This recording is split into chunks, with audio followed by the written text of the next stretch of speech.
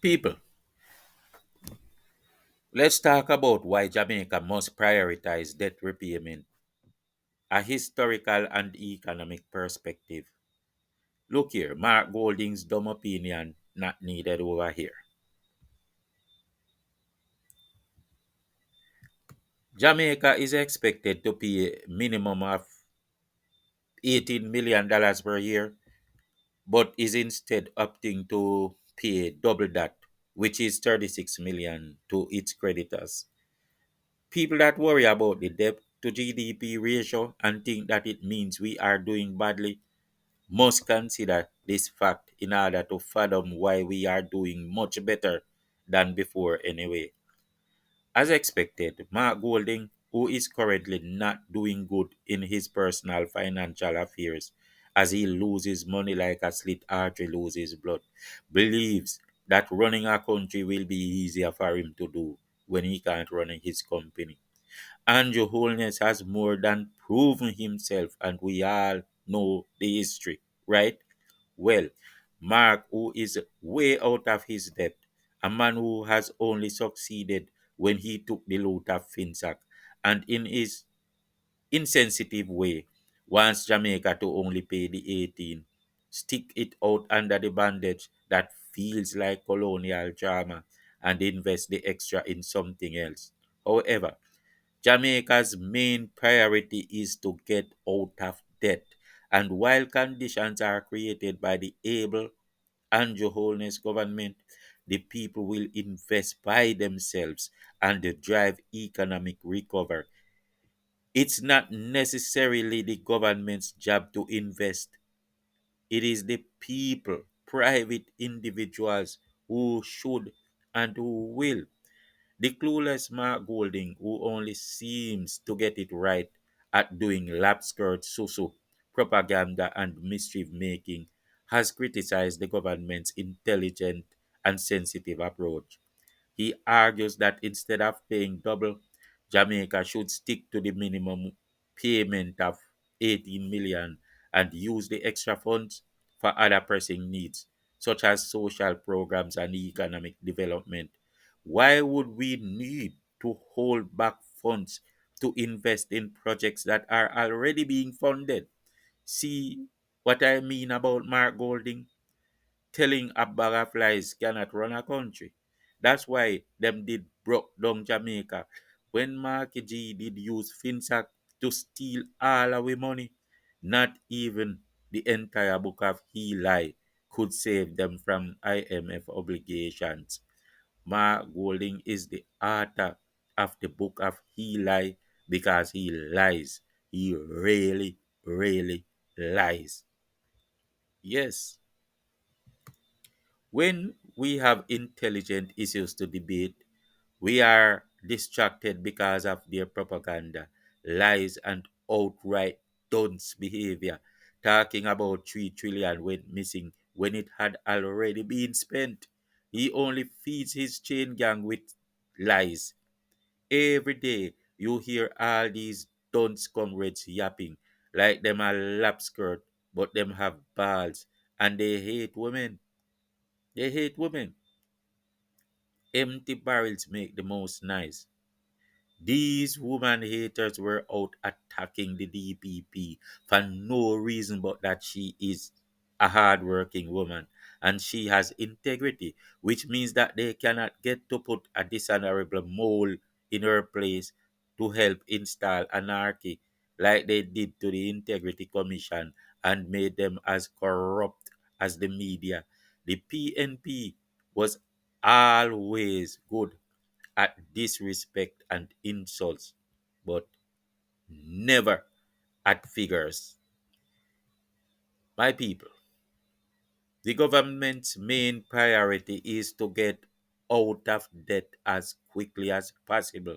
It is called economic freedom, but it's something that a colonial opposition would not like for us.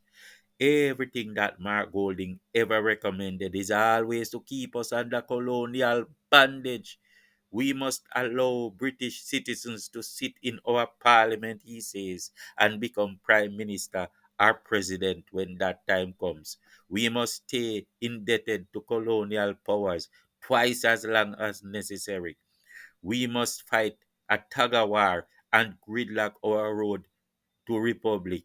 And we must jump and cheer and get in high hallelujah like his chain gang of Angela Brownberg, Leighton Campbell, and the crew when we see his chain on a black man's neck.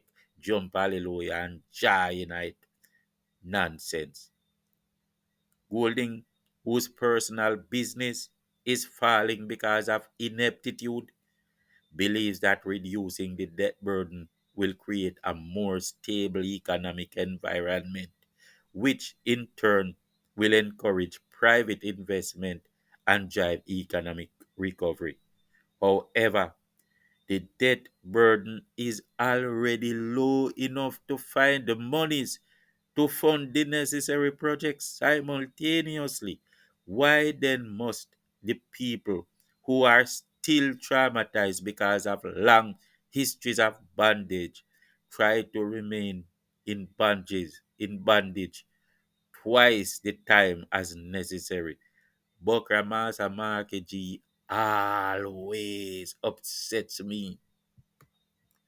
While the government believes that reducing debt is crucial, Golding and the opposition think that the government should also play a more active role in investing in the economy and supporting the people directly, which is not necessary at that degree. Why do we entertain debate with an Englishman concerning whether Jamaica should prioritize rapid debt reduction or invest more in immediate social and economic needs? The best path forward involves a balanced strategy that addresses both debt reduction and investment in the country's future, which Andrew Holness is already taking. Mark Golding was good at FinTech, but FinTech didn't help us. We must never forget. I don't even know how he got into our parliament, much less into this conversation anyway. The government is already setting up the same programs that Golding speak about. So the extra 18 million must serve the better purpose of getting us out of debt. It is an investment in itself. Moreover, because of our past histories, it is hard for us to live comfortably being grossly indebted to a colonial power. It's a traumatic condition that has to be considered by a sensitive leader. Ma Goulding naturally will always choose bondage for us. Everything he says or does will ever point that way. He believes that criminals should be chosen as MPs to be reformed, but upright citizens and all women must be ignored. He believes that integrity does not matter if the Integrity Commission corrupts itself to help him win an election. He believes that it makes sense to gridlock the road to republic process for superficial reasons. He believes that he should find ways to remove the DPP and maybe he could set up a mole in her place to topple the government by. And he believes that it is better to stay twice the number of years as necessary in debt to colonial powers. This man means Jamaica harm. Yes, at least he doesn't mean us any good. The trauma of colonial history and the burden of debt are deeply intertwined, and addressing them requires a nuanced approach.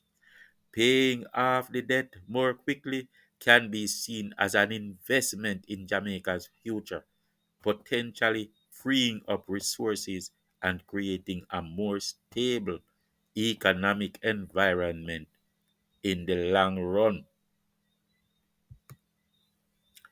It's also true that the government is already implementing programs to support social and economic development. By focusing on debt reduction, the government might be aiming to create a foundation for sustainable growth, allowing the people to invest in themselves and drive economic recovery. Balancing immediate needs with long term goals is always a challenge, but considering the historical context and the psychological impact of debt, prioritizing debt repayment is the best strategic move. It's about finding the right balance and ensuring that the efforts to reduce debt do not come at the expense of essential social programs. It is important to have sensitive and informed leadership in navigating these complex issues, not buccamasas that come wielding chains over the heads of Jamaicans. In the ongoing debate about Jamaica's financial strategy, the government's decision to double its annual debt repayment from 18 million to 36 million has sparked significant discussion. While opposition leader Mark Golden advocates for sticking to the minimum payment and investing the extra funds in social programs, there are compelling reasons to support the government's approach. Prioritizing debt repayment is not only a sound economic strategy, but also a necessary step towards national stability and growth. It is important to note that the government is already implementing programs aimed at social and economic development. These initiatives are designed to support education, healthcare, infrastructure, and other critical areas.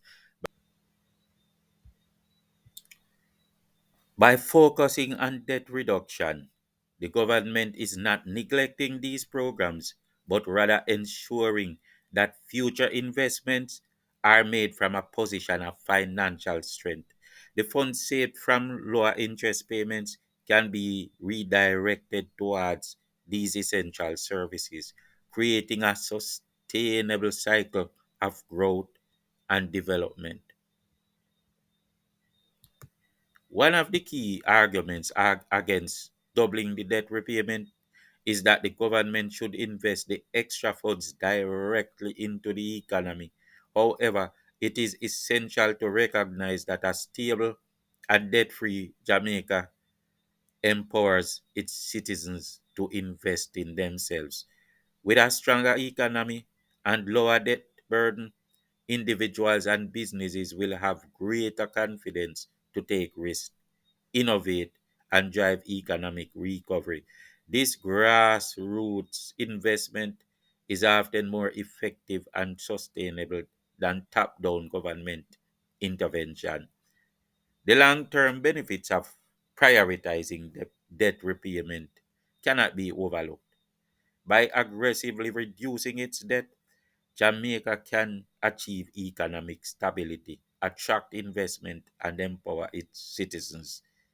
This strategy not only addresses the financial challenges of today, but also lays the foundation for a prosperous and independent future. It is a sensitive and forward thinking approach that acknowledges the historical context and aims to create lasting positive change for all Jamaicans.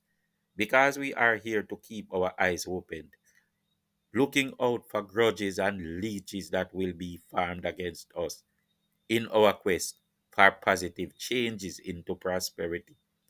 Because we will not take chances with our children's future, and because we will never just come out of bondage and immediately go back to trusting a long seed Babylon man.